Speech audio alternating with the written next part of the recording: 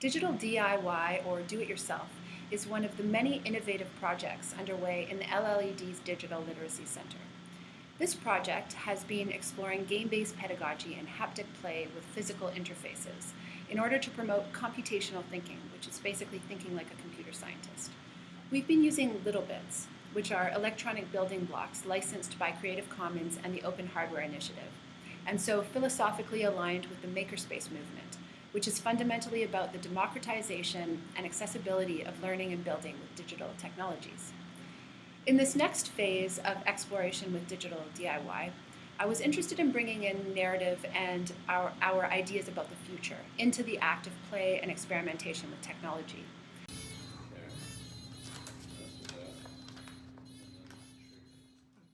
Let me introduce you to Letty, a girl of 10, and she's the only child of a great inventor and writer. She spends her days making gadgets, obstacle courses, and the occasional booby trap for old Auntie Muriel.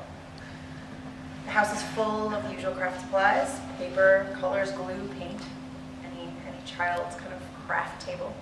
But also the wires, lights, gears, and dials of her father's workshop. Dancing through the grapevine signals, you sign a blast radius zoology, the beeps and squawks of our wireless love lives, breeding, bit sign signal processing. Somebody's language knows a foreign tongue is licking electrical sweet wub-wub in your earlobe, contacting a spiritual glitch speak, serious pelting tandem diadem plantation. So volt straight up satellite babysitter sequence and symphonic radiant spark. I myself built a sensor-speaker combination that activated on detecting light, and it could be used to transmit information potentially, and across an air gap.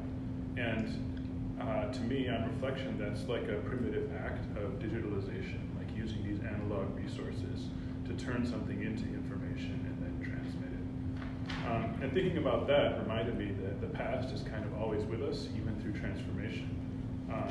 So on one view, we're sitting here playing with toys while our future is kind of decided for us. But in a more optimistic reading, the patterns that we're speaking about here may become the ground of something better or more equitable.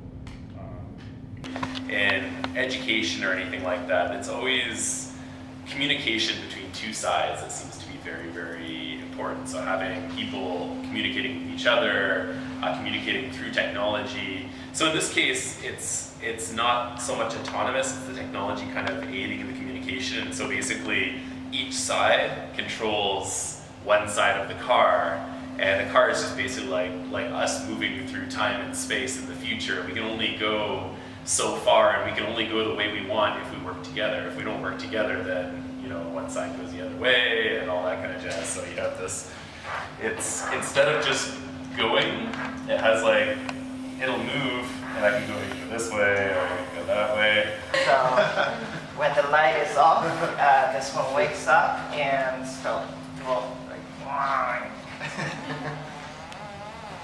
Hopefully I'll attach this one or a fan so that this character will be animated more. Yeah, so far. I can switch this light sensor so that this can be a morning monster? Morning monster. I want to see in the education is like giving voice to students or give movement to students so that they actually can act freely. Yeah. So yeah, that was my intention. Cool. Yeah. So different directions. I want to give more freedom. Yes. And voice. Yeah. Yeah. Cool. Yeah, it's a good way. I wanted to get everybody in here. I think that's part of what Little Bits was doing for me. It was connecting me to. So, okay, I accept that you're a bit without color. I think you're okay. But why didn't we know about you before? I mean, you fit so perfectly. It's almost like you were meant to be part of our patch. I guess you'll have to talk to Ju Yin. Her patch has been working with me and our people for, well, I think forever. Oh yeah, so how do you suggest we go to Yu-Jin's or Ju Yin's patch? I mean, how did you get here?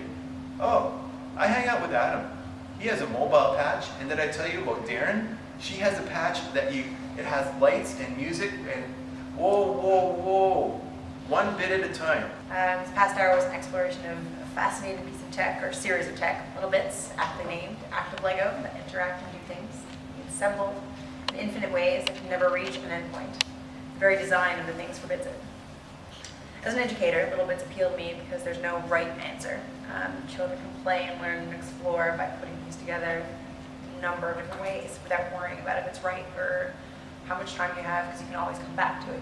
You can leave things on the table and they'll still be there, or you can put everything away and then start again fresh when you come back to the table. And even now, as I was sitting there, we were packing things away, I picked up bits that I hadn't seen, and I was like, oh, I really want to try using this one now.